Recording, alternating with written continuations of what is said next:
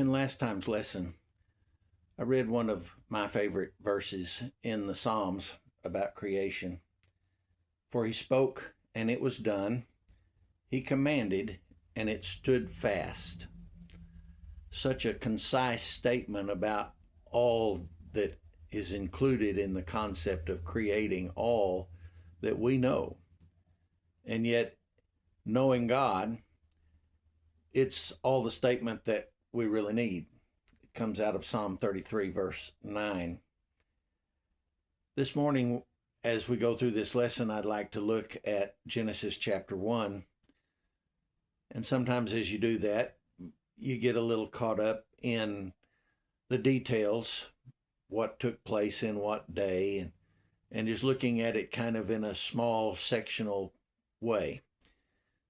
Don't want to forget to step back and just realize all that is created, all that exists, all because of what took place with the power of God and the wisdom of God in 6 days. Just to believe that, and not only recognize the power and the wisdom behind it, but to also just understand that God is the perfect explanation for that. When I see things that sometimes that man has made, I'm amazed. Sometimes I can't even fathom how any man or group of men could build something like a skyscraper or a bridge across some wide expanse. It defies my ability to grasp it. And man created it, and some man designed it, and they were unable to put it there in place, defying really the laws of gravity sometimes and things like that. And I'm amazed. But I know that when I see that, in seeing it, I know that someone had great knowledge, someone had great ability, and even was able to harness great power. And in seeing that, I know that because I see the product, I see the result. The same is exactly true when I look at this world, this universe, the earth that we live on, the wonders of this earth, the immense size of something like an ocean when you stand in front of it, or the Grand Canyon, or the mountains, and just realize that as grand as that is, and as large as it is, and as much wonder is in it, that there has to be a sufficient explanation for the source of it, the cause of it, the building of it, the making of it. The existence demands someone who is able to make that come into existence in all of its grandeur and all of its complexity. And so we're reminded of that as we go through Genesis chapter 1, and we see the description that takes place in just 31 verses of the beginnings of everything that we've been talking about. So we begin by reading the first 5 verses. In the beginning, God created the heavens and the earth. The earth was without form and void, and darkness was on the face of the deep, and the Spirit of God was hovering over the face of the waters. Then God said, "Let there be light," and there was light. And God saw the light, that it was good, and God divided the light from the darkness, and God called the light day, and the darkness he called night. So the evening and the morning were the first day. As we see those 5 verses, sometimes we're tempted to kind of explain the first 2 verses as the existence of nothing so far, that there hasn't been any order brought to it. But in a sense, even that statement that I just made demands that there is an it already in place, that there are resources already in place. And that's explained in the very first statement. In the beginning, God created the heavens and the earth. That is not just a passage that gives to nothing when he uses terms like void, but there are already now elements in place. In fact, in Exodus, excuse me, in Exodus 20, verse 11, it says, "For in 6 days the Lord made the heavens and the earth, the sea, and then all that is in them, and rested the seventh day." Everything that came into existence in 6 days. The speaking into existence light was not the very first thing that God created. You back that up to verse 1. In the beginning, God created the heavens and the earth. Sometimes we say, what was created on the first day?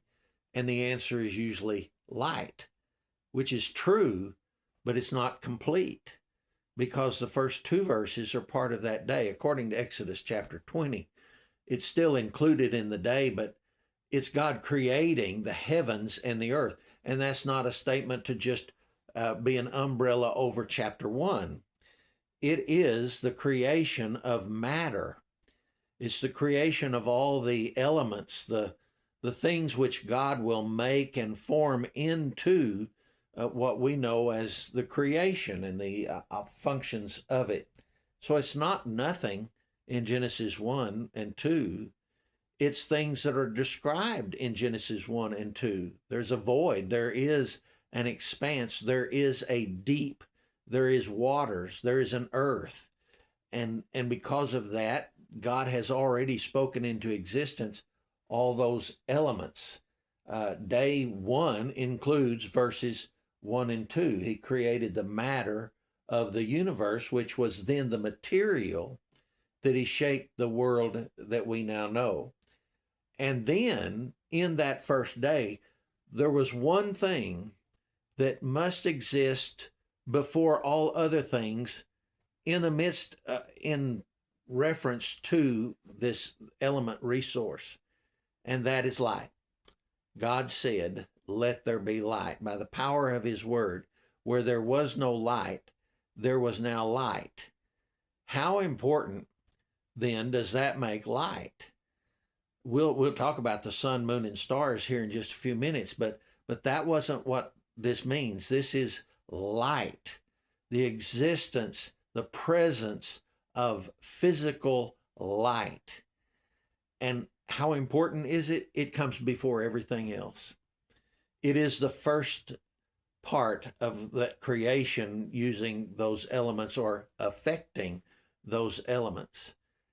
And it's really a lesson about even spiritual understanding, that there has to be light. That as the scriptures tell us, God is light, in that he's the resource of all knowledge. He is the light that enlightens us to any knowledge. He is light. That must come first. He must be first. His light, his enlightenment has to be first before anything else. And that teaches us that if we learn anything spiritually, if there is anything to know spiritually that we can build our spiritual life and existence on, it has to begin with God. He is that spiritual light, just like he speaks this physical light into existence, because it has to be first. It has to be that which enables the rest to follow. And it even now is the dividing factor between one day, a day of light, a night of darkness, and there can be one day, a defining thing, so that you can have 6 days of creation. And then you move to day 2 in verse 6. And God said, "Let there be a firmament in the midst of the waters, and let it divide the waters from the waters." Thus God made the firmament, and divided the waters which were under the firmament from the waters which were above the firmament. And it was so. And God called the firmament heaven. So the evening and the morning were the second day. A firmament is a word that we don't use anymore, but it's a word that means expanse. And we're pretty familiar with that idea. If you want to see an expanse that is similar to this one, because on each side of this expanse, you have water, some above and some below. Think of the crossing of the Red Sea, where on one hand and on the other hand, there was water, and there was a space in between, an expanse where the Israelites could walk across on dry land. In that sense, that's what the firmament is an expanse, a space. It's not yet dry land, because that's not part of day 2, it's part of day 3. But now you have an expanse, what we might call an atmosphere, or might call space, or the universe. And in that expanse, we'll get more explanation kind of in day 4, when he places the sun, moon, and stars there, and they're a part of that. And also in verse 20, when the birds fly across the space or the face of that expanse. For now, we just know that there is a division of waters. That's really all that takes place in this. There is now a space and expanse in which we find out will be the creation process, but now there is water above and water below. Not very hard for us to understand the water below, because we're familiar with the water that makes up much of our earth. But then he says there's water above the firmament. There's been a lot of discussion, a lot of speculation as to what that exactly means. And there is no definitive answer given to us in the text, and so we won't look for a definitive answer. But we can understand that there are things that we can understand that would make sense. For example, in the expanse, in the atmosphere, there is much water. There are vapors, there are clouds. We understand that to be part of the system in which, the physical system which we live. And we remember learning about that, and the clouds moving over, and the cycle that goes in that, and it's part of that atmosphere that we live in. It may also even be an expanse that we're not familiar with, that has water above it, that's held above it, that is truly a mass of water. In fact, when you look at the description of the flood and the opening of the windows of heaven and the downpour of water that comes from that, suggests the possibility that at that point in time there was more water amassed above this atmosphere that we live in, that was put in that place for the purpose of the flood. We simply don't know.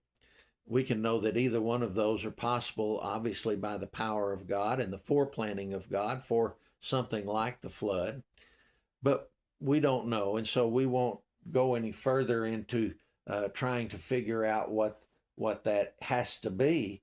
We just know that it was an expanse now created in which God would now work his bringing about creation. But realize that even in that, there is order out of disorder. There's a distinction made between water above, water below, and the expanse in between. There is air now to breathe for all that will come later, that will have to have that air and that element of oxygen to survive. So God is already putting in place the things that we need, the things that we use, and it's the wisdom of God being played out. And we see that even on day 2. Then we move to day 3. And God said, "Let the waters under the heavens be gathered together into one place, and let the dry land appear." And it was so. And God called the dry land earth, and the gathering together of the waters he called seas, and God saw that it was good. And so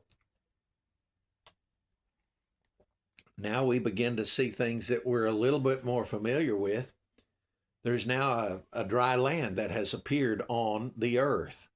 Hard for us to think really of that not existing, but it did not until day 3. until he brings order onto this earth that includes dry land. And the gathering together of waters makes an interesting terminology when he describes the bringing together, gathering together into one place, the waters. And we might initially respond to that and say, well, but the waters are separated different places, and they're not all in one body. But when you actually look at the earth, all the waters are connected. They are one body, even though there are interruptions, you might say, with the land. The only part, the two elements, the dry land and the water, the only part that is completely connected together, that there is not one separation, you might say, is water. All the oceans are interconnected. They can touch one another. That's not so of the dry land. The dry land appeared as that water receded, you might say, or that dry land came to the surface.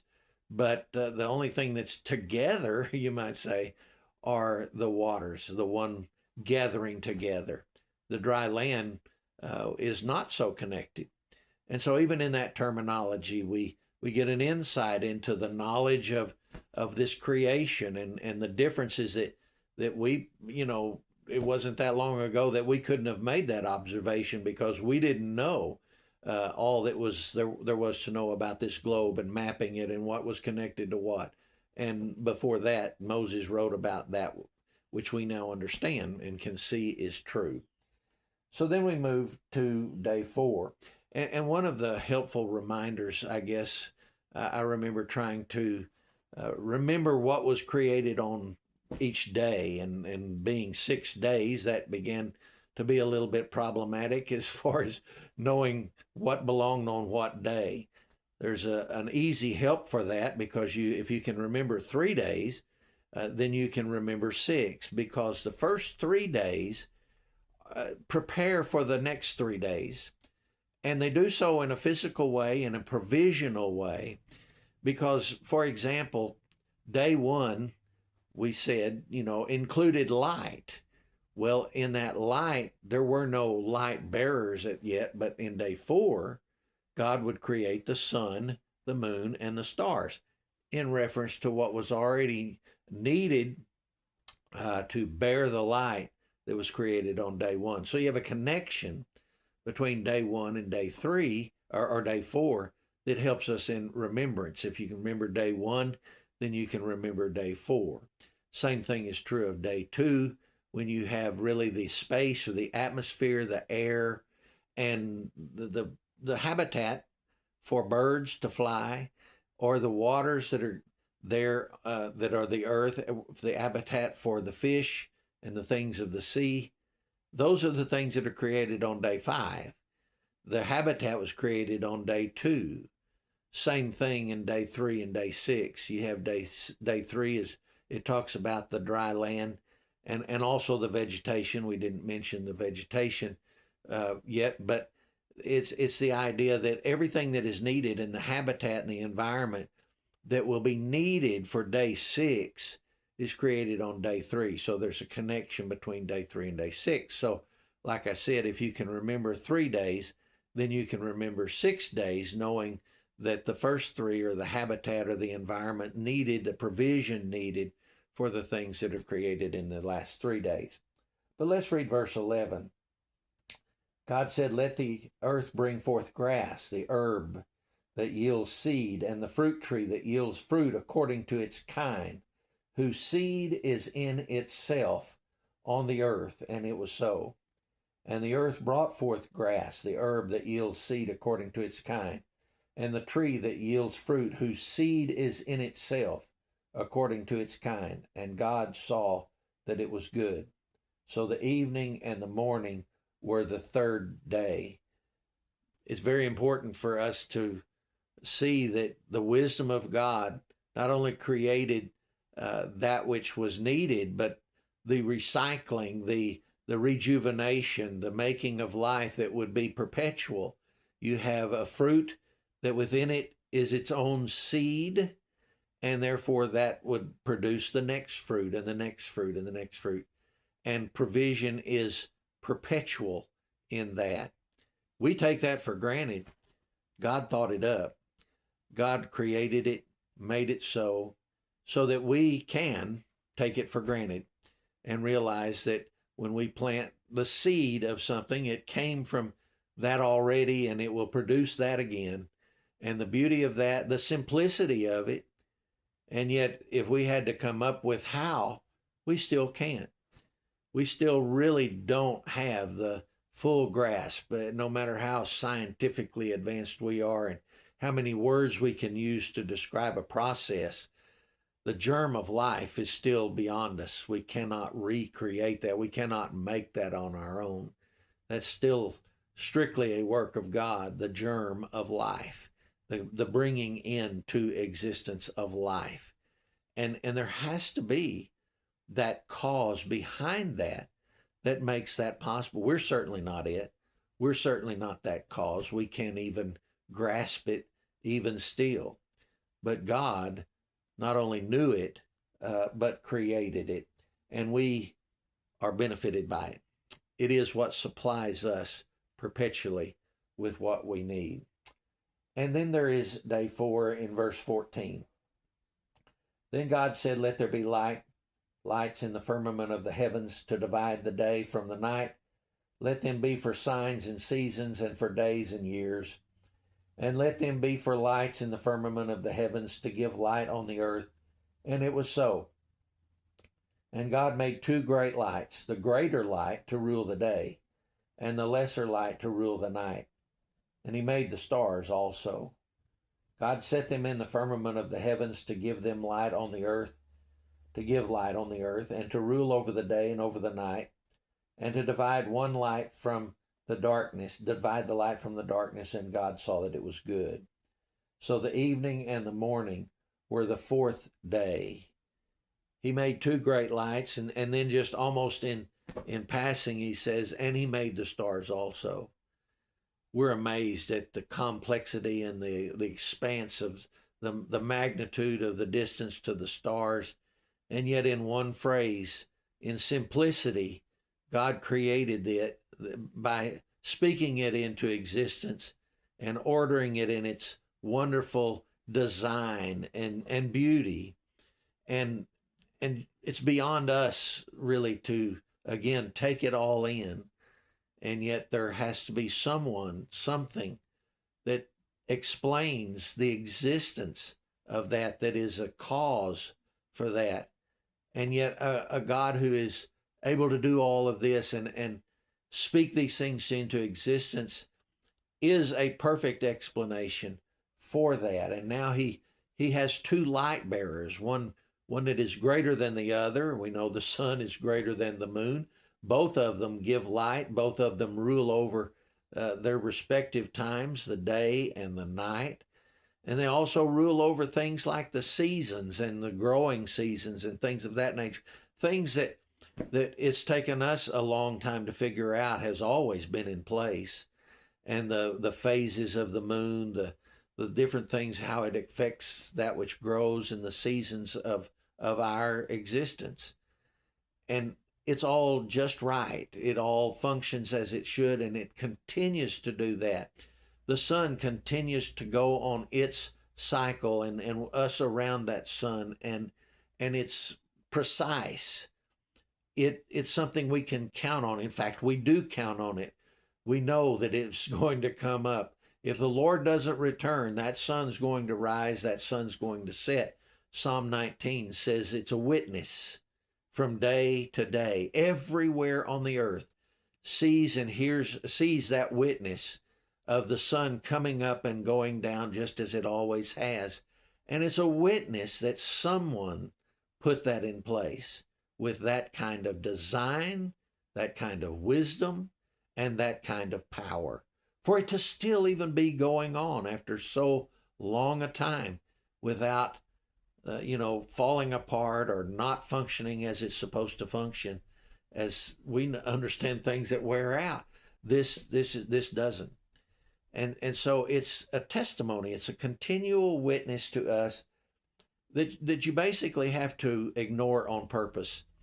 You have to say, I'm going to reject what's right in front of me. I'm going to reject the obvious and not believe in God.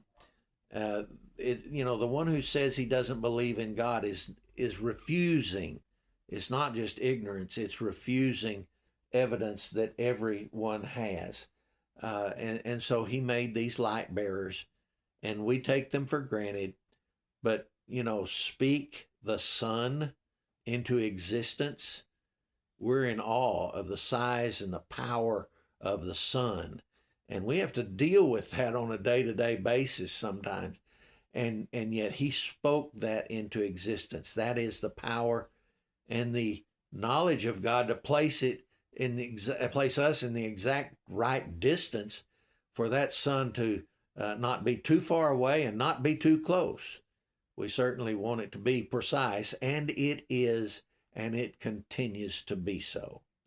So witness it is of God. And then there is day 5 that begins in verse 20.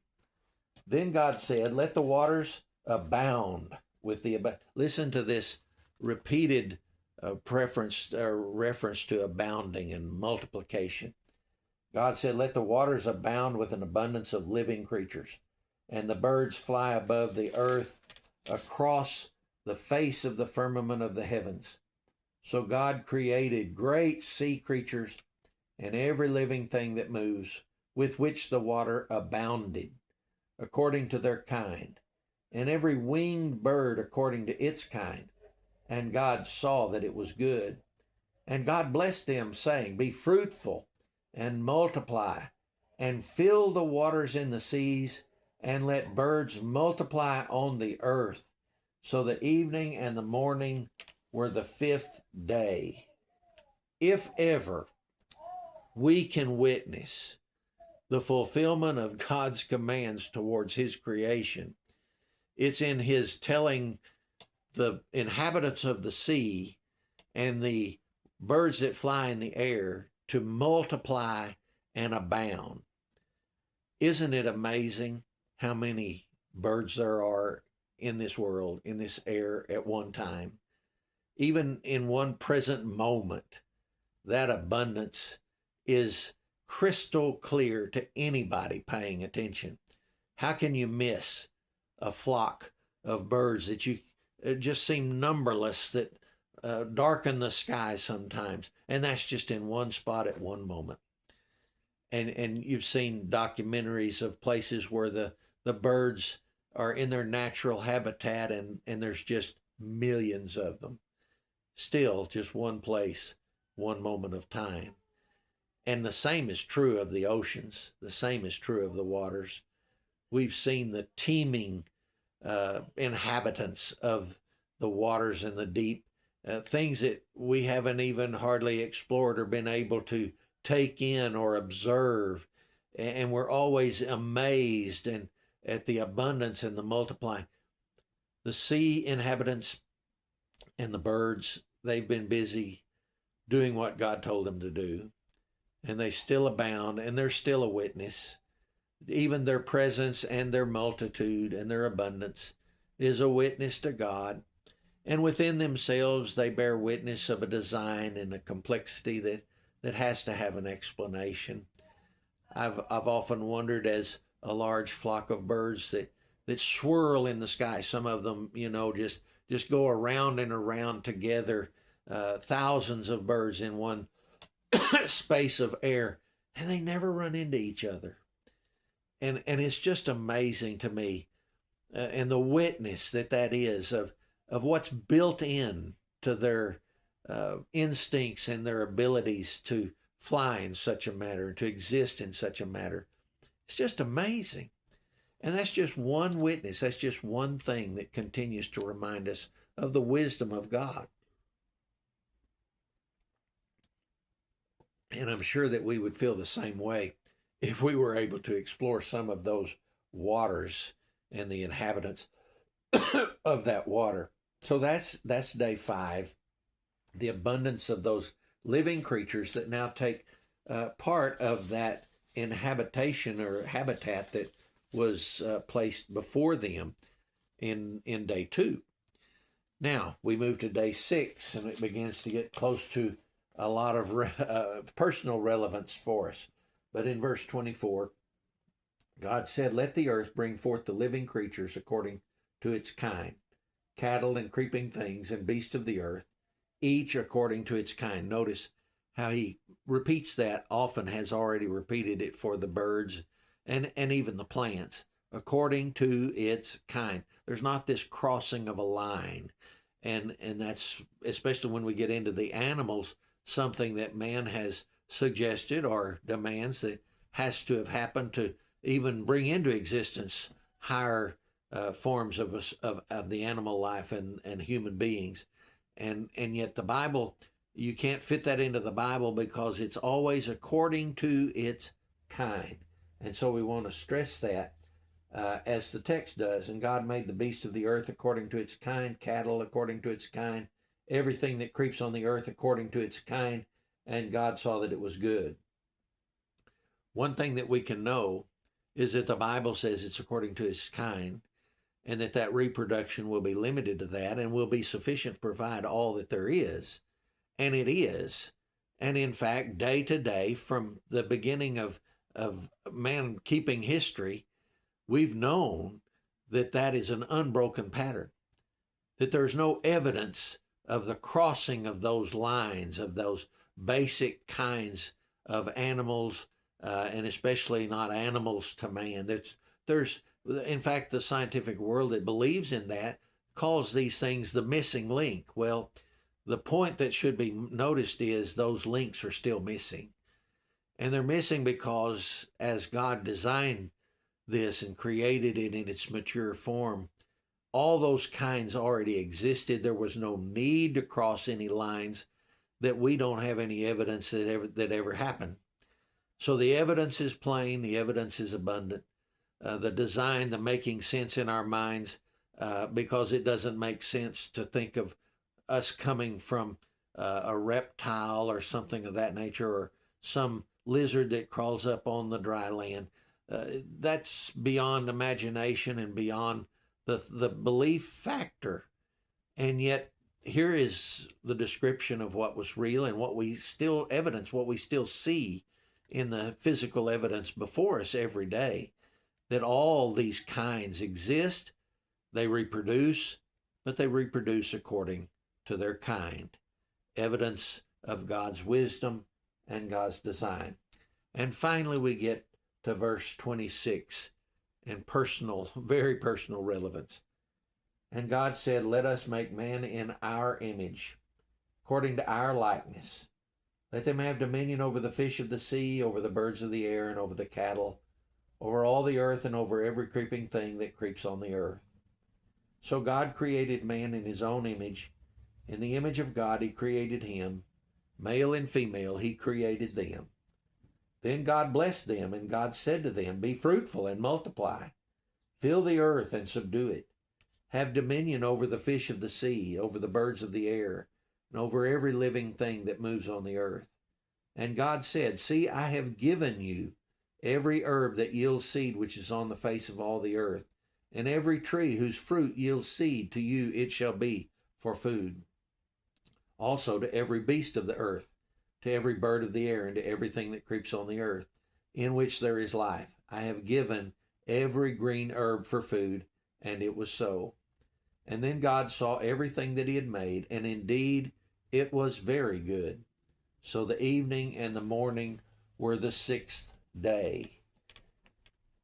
All of this comes to now the dry land producing, earth bringing forth the land animals, everything that walks or creeps on the face of this earth according to its own kind.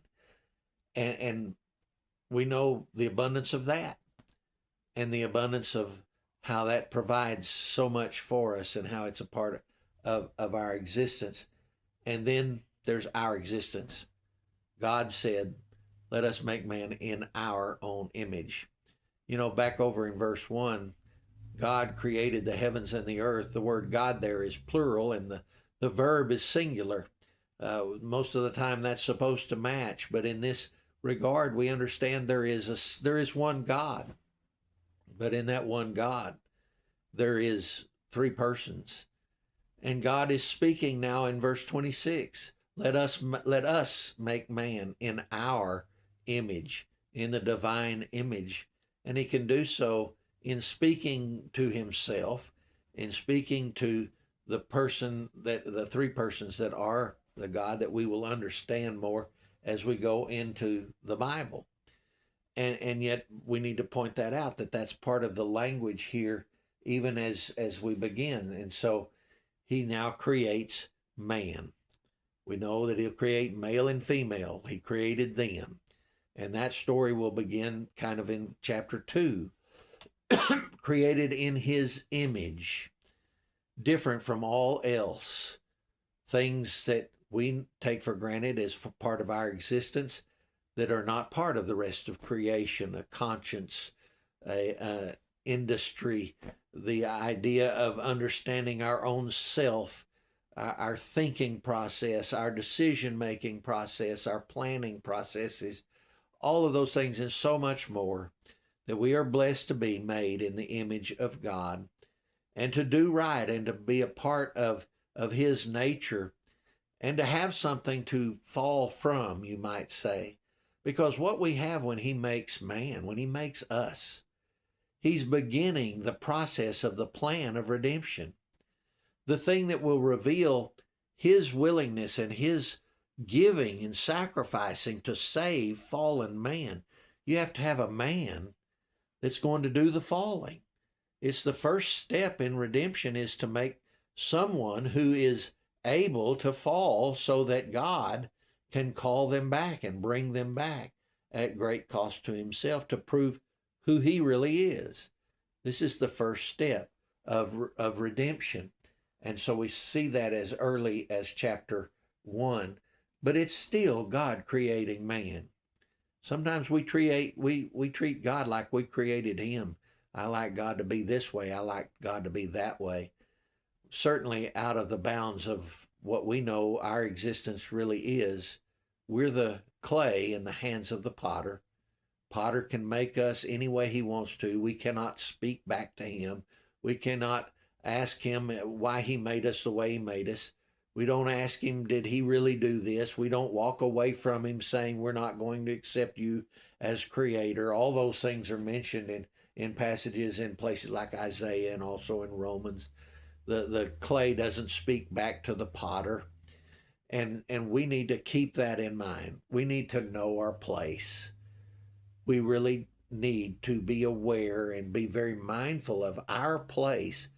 We are not the creator, we're the created. We are not the creator, we're the creature. And we didn't make ourselves, and we certainly didn't make God. And God is sovereign. God is sovereign because he is creator, because he is redeemer. He is the God that is the one God, and there is no other.